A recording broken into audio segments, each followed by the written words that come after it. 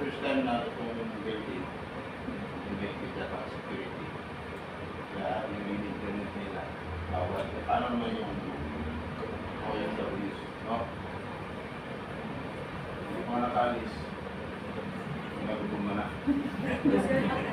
Para part lang ng training mo. Kasi sa labas ng bansa, kaya taka-alis ka na, marami din nagugutuman ng mga OFWs. Yes. Kahirapan sa pagkain, kulang sa pahinga, kulang sa tulog. No? Yung nakausap na ako dito mga karang 18 hours to 20.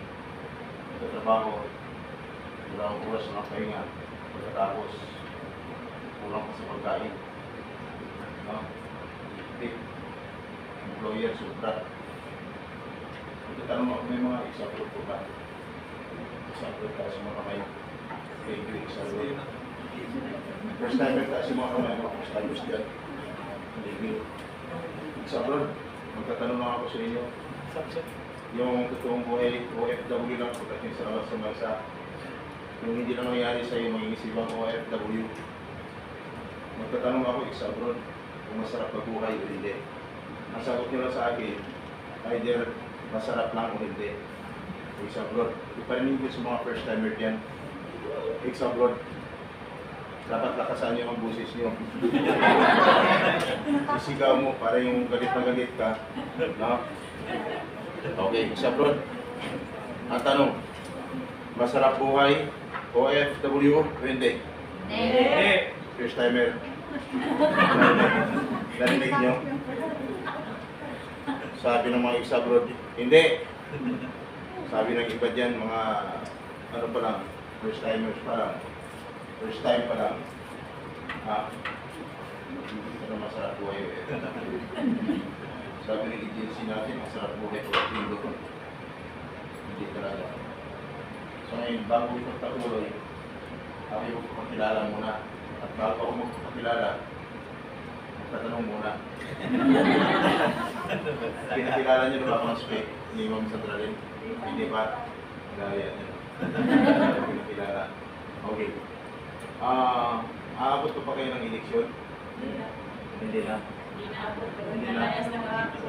Pero halimbawa kung aabutin man kayo, eleksyon nandito pa, bubuto kayo. Hindi na makaboto kasi. Hindi na makaboto. Yung hindi. Halimbawa nakaalis, tapos may ano naman doon sa labas ng bansa. Yung may, tapos sa mga absentee voting. Hindi pa naman yata, no? Halimbawa, bukas o susunod na linggo, alis na kayo.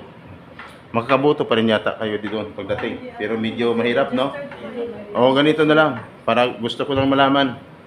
Halimbawa, kasi dalawa ang magkakalaban ngayon. Malakas. Ano? Malakas. PDP laban at saka Alyansya ng Bayan. No? Dapat, bawat panig, may makikita ako. OFW survey lang. No? OFW survey lang. Yung totoong naramdaman mo kahit hindi ka bubuto. Kung sakaling bubuto ka, sa PDP laban, Team Duterte, tama? Sa Alyansa, bagong Alyansa, PBBM, no? Okay, pakita yung tapang nyo kasi mga OFWs matatapang, no? Pag palaban, no? Hindi umurong, ano mga hirap ng buhay, no? Pag pinasukan mo buhay OFW, dapat palaban ka, no? Sinabi kanina Ma'am Sandra, kailangan tibayan ng loob, no? Pagdating sa labas sa bansa. Okay. Ngayon, i-share nyo lang para at least makita ng buong sambayan ng Pilipino na kayo ay kahit papano mayroong ano po, malasakit sa bayan natin, no? Hindi sa presidente kung sinong mga tumatakbo diyan. Malasakit sa bayan natin. Ang tanong, pagdating ng eleksyon, dalawa lang. Halimbawa, may pipiliin ka. Sa PDP laban, itaas ang mga kamay. Sino bubuto sa PDP laban? Taas yung mga kamay. PDP laban, huwag mahiya. Huwag nyo munang ibaba, sabay-sabay ha. O, wala na. Yun lang. Okay. Sa Alyansa, taas yung mga kamay. Sa Alyansa. Wala na talaga. Grabe, maraming salamat. Doon lang tayo nagtatapos. Hindi. Bakit kayo mahiya ipagtanggol yung sa administrasyon natin ngayon? Kaya maganda, mayaman ang bansa natin ngayon, mayaman ang presidente natin. Ha? Siya lang. Pero tumaas na ba ng kamay, sir? Okay. Pasok! Ito, hindi. Ang dami pa pala nito. Oh. Okay. Maraming kapapasok lang. No, alyansa yata to.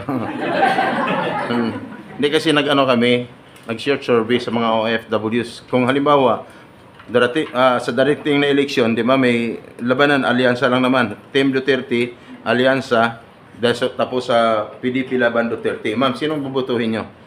PDP, alyansa. Taas yung mga kamay. Taas. Ha? Ha? Oh, yan. Kahit hindi na kayo tataas ng kamay, alam ko, may problema ang mga to. Kasi bakit? Ang tinanong ko, PDP lang or alyansa, sabi niya, Pacquiao. Pacquiawin. Yan. Ito yata nakita ko sa Facebook eh. Mag-Gcash na, magbayad ka.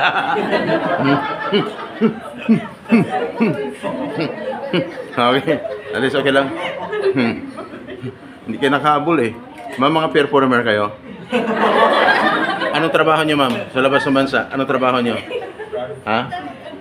Performer? Ha? Performer. Anong trabaho niyo doon, ma'am?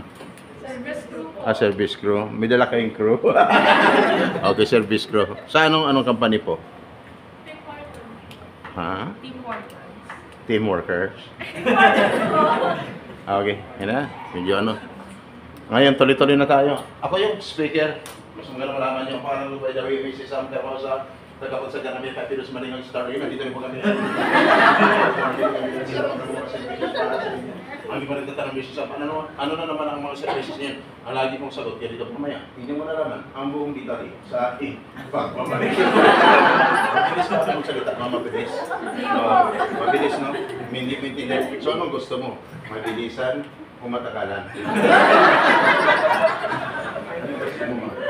Mabilisan o matagalan? Yan ang gusto niyo. Matagalan ka, matagalan. Kasi pag matagalan, mayroon talaga yung matutunan. Tama? Ano yung mabilisan, wala ka naman natutunan. Pag nag-exam ako mamaya ng 1 to 50 items, ang passing score 149, may sagot ka kayo. Wala. Wala sa natin. Di ba? Ganyan ang papasok lang nila, di ba? Di ba mag-exam tayo ng 1 to 50 items? Pag hindi pumasa ng 149, ang passing score, walang certificate. Exam pa ba tayo, ma'am? Hindi na. Hindi na. Madali mo mapag-usapan naman yan. Mapag-usapan. Ma'am, lahat ang bagay ka pag-usapan. Paano po sa mga kapahusan ng Amipa Pidos? Manigang survey, nandito rin mo kami. Siguro, nagtataka kayo, bakit ang speaker rin makulit, no? No, gusto niyo gumamit ko ng microphone? Gagamit ako ng microphone. Okay na. Kasi pag gagamit ako ng microphone, iba namang action doon. No? Habang nagsalita doon. Okay. Singer eh. Okay! Ngayon lang. Ngayon lang to, wala. Alam ko, hindi pa rin. Alam ko mayroong butong dyan. Kung kayo mag-alala, mas lalo kayong butong. May inaantok dyan. No? May inaantok. So, papayagan kayo matulog, bahala kayo matulog kayo hindi, no? Tulog lang kayo diyan. Tingnan natin kung makatulog. Akong pinakamabait na speaker. Lahat ng gusto matulog diyan patutulogin ko. No? Patutulogin ko kung makakatulog. No? Kaya dapat alerto ha. Focus lang kayo sa akin, concentrate sa akin lang. Kunyari, naka-focus, no? Yung focus naman na sa akin, kunyari, tumatango. Pero yung nasihipan, ganito naman. Yes sir. Anong oras mo ba kami talaga pagkawalan dito? Panlabasin dito. Ganun naman ang mga nakaupo dyan minsan. Okay, huli na naman Huli na naman. Okay, ngayon ganito. Huwag kayo mag-alala, makaka-uwi din kayo, no? Hindi pa ko kumain So ngayon ganito. Isang batas naman ang pag-usapan natin na dapat mo malaman. Yung mga batas na yan, hindi mo alam noon, ngayon mo malalaman, no?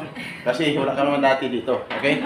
Sino mga ex-abroad na 20 years, sa labas naman sa 20 years, 15 years, 16 years, 15, 12 years, wala, 10 years, mayroon, 10 years, sir, may naipon, wala, kaya babalik, no? Okay. Pero, no, may anak sir, may anak. May anak ka, ilang ng anak mo, sir? Diba, sir? Dalawa. Sir, ilan? May asawa ka, may asawa ka. Dalawa din, sir. Dalawa rin. Inunahan ako. Maloko to. Maloko. Ingat kayo, ma'am, sa likod, ingat ka dyan. Dalawa na pa rin, baka gagawa pa ng pangatlo yan. Pero si ma'am parang malungkot kung marinig na dalawa, tatlo. Ma'am, ikaw may anak? May asawa? Ilan? Kayo pa rin hanggang ngayon? Pero naman. Ilang taon na kayo magkasama, ma'am? 1 years. 1 years? 1 year. 1 year. Okay. So, saan siya ngayon, ma'am? Sa bahay lang. Ikaw mag-abroad, siya sa bahay lang. Anong ginagawa niya, ma'am? Nag-work din. Okay. Anong work niya, ma'am? Engineer. Ikaw, anong work mo doon sa labas naman sa ma'am?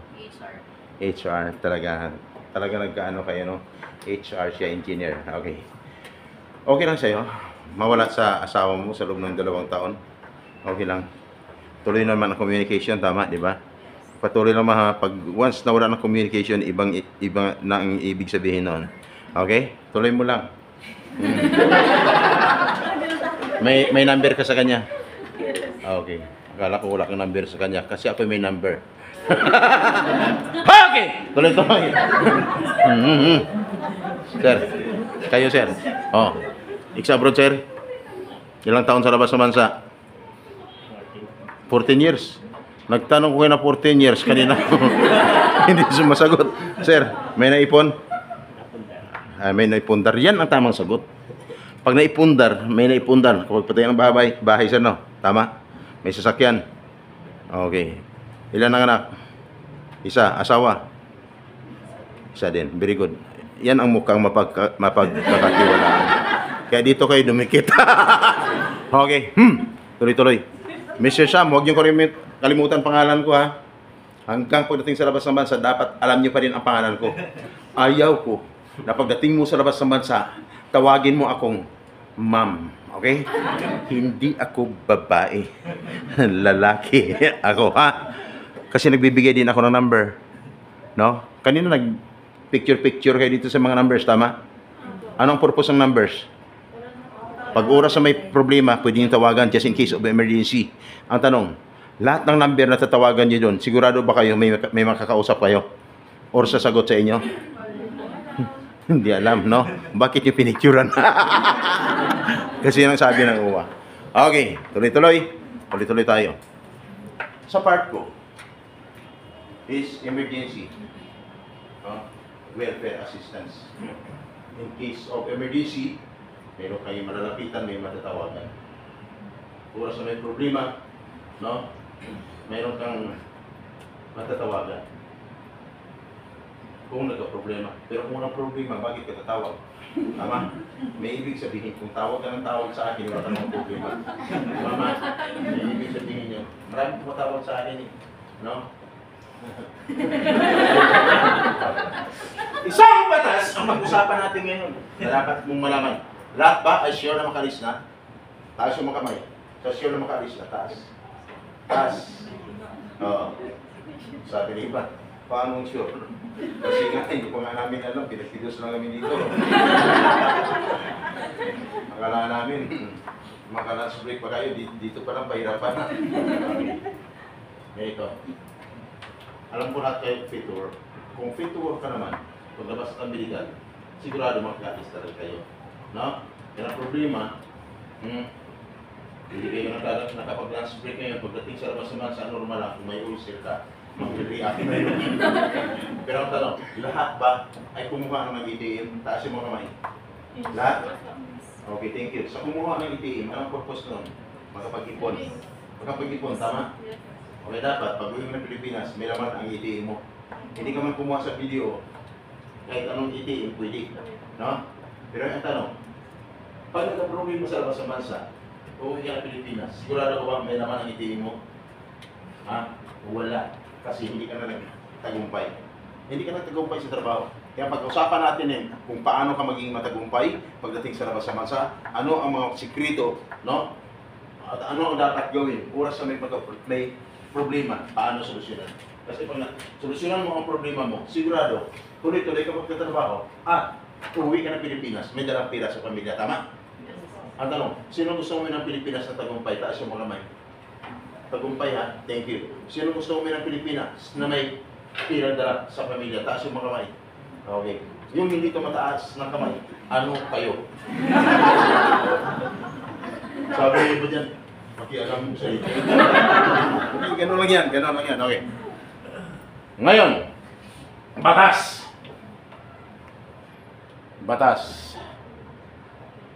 Kamusta ang excitement kay Ma'am Sandra Lynn? Nasa 100% naman, tama? Okay. Yung 100% na excitement mo, sana hindi mabawasan. Kasi after ko mag-talk dito, no, marami akong sasabihin dito na parang katakot-takot. No? Parang katakot-takot na after ko mag-talk, parang ayaw mo nang tumuloy sa pag-abroad. Bakit? First time mo marinig. Hindi mo alam. Kasi sa inyo lang nag-apply, hala, kumplituhin ang requirements hanggang sa makapagbayad ng placement fee, mga miscellaneous fee, bayaran, din ipapidos. Pag pidos, certificate. Pag-uwi, may certificate na, tama? Dahil may certificate na, ilang araw na lang maghintay. Flight na. Tama ba? So ngayon, gusto ko lang malaman kung kayo o kung gaano katatag ang loob ninyo bawat isa nandito ngayon. Bakit? Lagi kong sinasabi, pag pinasukan mo ang buhay OFW, dapat alamin mo. Alamin mo ang pinasukan mo. Bakit? Marami kang madidiscovery. Hindi ka pa nakarating sa labas ng bansa, ngayon may mga discovery kayo sa akin. Alamin niyo. Kasi ang batas dito sa Pilipinas, iba. I-compare sa batas sa labas ng bansa. Malinaw? Iba ang batas dito. Iba ang batas doon. Sinabi ba ni Ma'am Sandra Lynn kanina? Kaya kayo nagpidos. Ang purpose, may ihanda ang mga sarili sa panibagong mga hamon, no? Pagsubok, nakakarapin pagdating sa labas ng bansa. Tama, abroad, hindi. Maraming pagsubok, hamon sa buhay. Na akala mo okay ka, no? Pero pagdating doon, nakita mo lang yung mga challenges na yan, parang ayaw mo na. Guys, kaya kung bakit sinasabi ng mga ex-abroad, hindi masarap buhay OFW pagdating sa labas ng bansa. Ngayon, ready na ba kayo? Pasalamat kayo sa inyong agency. Dito kayo pinapidos. Kasi bakit? Maraming pidos. Pidos doon, pidos doon, pidos doon. Tuwang-tuwa. After ng pidos, wow, may certificate. Uwin agad, di ba? Pero pag oras ang nagka-problema, hindi na alam kung anong dapat gawin. Sinasabi nga, dito kayo tumawag. Pag tumawag, tatarayan lang kayo. Dito, iba. Pag sinabi mo, Sir, hi sir, tulungan mo naman ako. Hello ma'am, kamusta ka? Hindi ko makasagot. Ayos ba? Hindi mataray. May doktor dito. Doktor, nurse, engineers, no? Engineers, teachers, mayroon? Teachers. Thank you, ma'am. Ikaw ang bida ngayon. Teacher, ma'am, resign. Dami, last week, 120 teachers resign. Ayaw na magtrabaho sa Pilipinas kasi maliit ang sahod. So, kaya mag-abroad na lang kasi times 4. Pero nung tinanong ko, ma'am, your profession, your course is education, ma'am, pati sagot. No? Hindi niya alam, ma'am. Sabi ko, your profession is teacher. Hindi niya rin alam, ma'am. Ma'am, kayo, ilang taon na nag-work sa Pilipinas? Teacher. Ayaw naman. Hindi nag-aaral. Anong work mo dati? Okay, at least, ma'am, graduate ka as education. What is education? Ano? Medyo nakalimutan na. What is teacher? Education is a continuous process of learning, Teacher is a noble profession of the universe. Ma'am, ganun po yun. O, ingat, tuloy-tuloy. Gusto ko lang malaman. Sino yung gusto mong first timer? Example kasi. Then, example. Mga first timer, kayo ang mga bagong bayani. Okay? Tandaan nyo ha, kaya pagmamalaki ninyo. Mga ex-abroad, kayo ang dating mga bayani, tama? Dating bayani na kayo. Oh, bakit kayo naging bayani? Di ba nagpapadala kayo ng pera sa pamilya, tama? Maliit man ang sahod, kumplito man, pag nagpadala ka may bawas sa pamagitan ng tax, tama? Saan pinapasok yung tax na yun? Sa kabanang bayan. Sino ang nakikinabang? Sino sa government? Kasi lahat tayo government.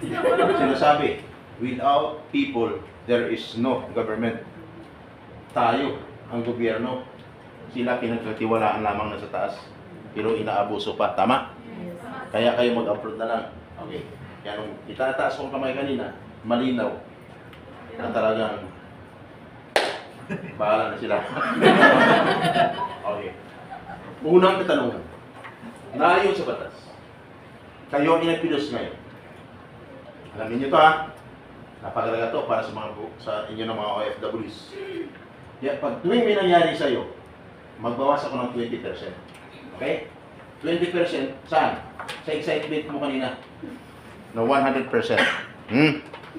Ex-abroad first timer, magbawas ako ng 20%. Okay, ngayon, ganito. Ang tanong, lahat ba ay nakapag-sign na ng kontrata? Taas yung mga kamay. Sa nakapag-sign na ng kontrata, taas na kamay. Sa dalawa, tatlo. Tatlo lang ang nakapag-sign ng kontrata. Thank you. Sa hindi pa nakapag-sign ng kontrata, taas yung mga kamay. Taas. Thank you. Halos lahat hindi pa nakapag-sign ng kontrata. Malinaw? Okay. Tingin sa akin. Concentrate. Ayon sa batas, ang isang OFW, bago magpidos, dapat siya ay nakapag-sign na ng kontrata. Nasa batas po yun. Sabi ni ba? Ha? Nasa batas pala to. No? At least, alam nyo na, no? Dapat ikaw ay nakapag-sign na ng kontrata. Hindi yung upo ka lang ng upo dyan, hindi mo alam. Tama? Kaya kung nangyari sa'yo, hindi ka pa nakapag-sign ng kontrata, meaning to say, bawasan, pwede ko nang bawasan ang excitement mo ng 100%, ang natira is 80% na lang. Tama? Kala nyo, parang biro, no? Batas po ito ang pag-uusapan natin ngayon. At dapat, after magpidos, dapat sisiguraduhin ikaw ay makaalis na. Kasi bakit? Ayon sa batas, ang isang OFW, mulang nag-apply at nabisahan, guys, 60 to 90 days prior, ibig sabihin 2 hanggang 3 buwan, ay dapat na i-deployed ka na. Dapat nasa labas ka ng bansa ngayon at kumikita ka na at dapat wala ka na ngayon dyan sa iyong inuupuan. Sabi ni iba, ha? Oo nga, kami 10 months na nandito pa rin.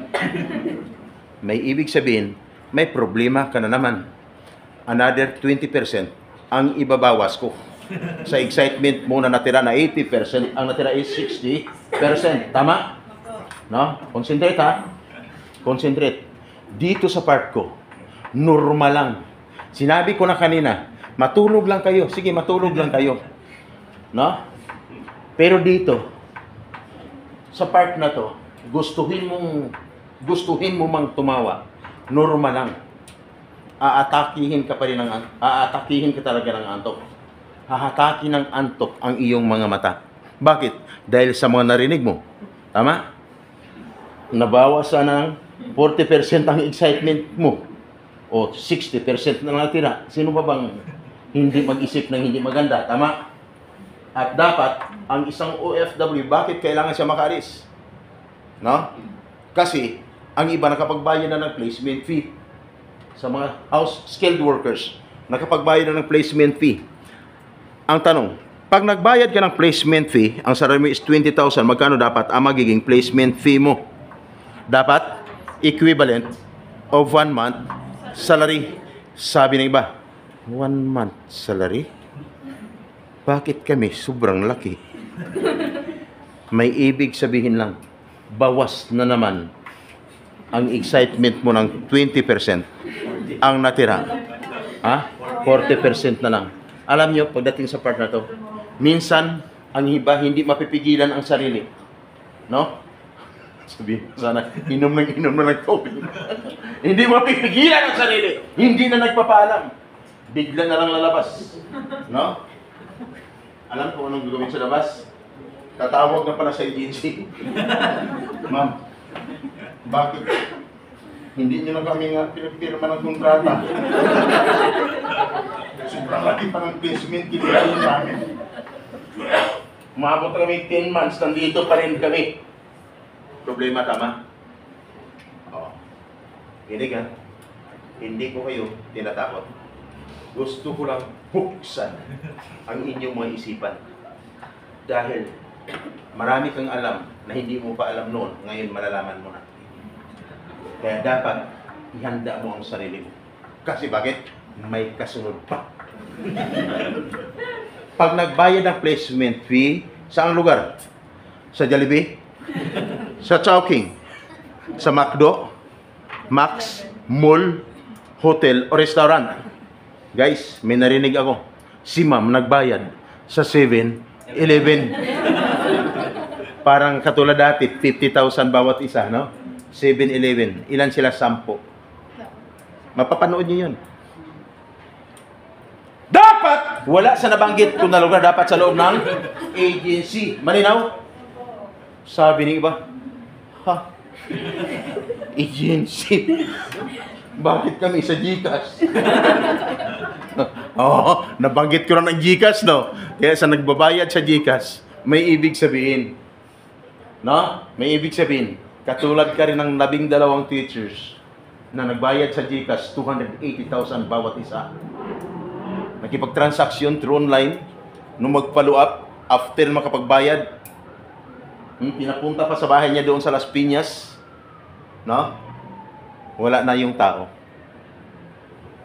60 years old, ang bumiktima, instant millionaire. Sinundan ng 20 plus na mga taga Batangas, papuntang Poland, Africa, Malaysia, no?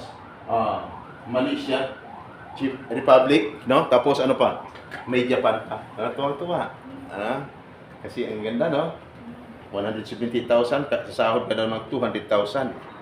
Pero tingnan nyo, isang taon hindi nakaalis. Sana, walang may nangyari dyan sa inyo. Guys, baon sa utang. Dapat maging handa ka. Dapat pag nagbayad sa loob ng agency, at dapat, no? Siguro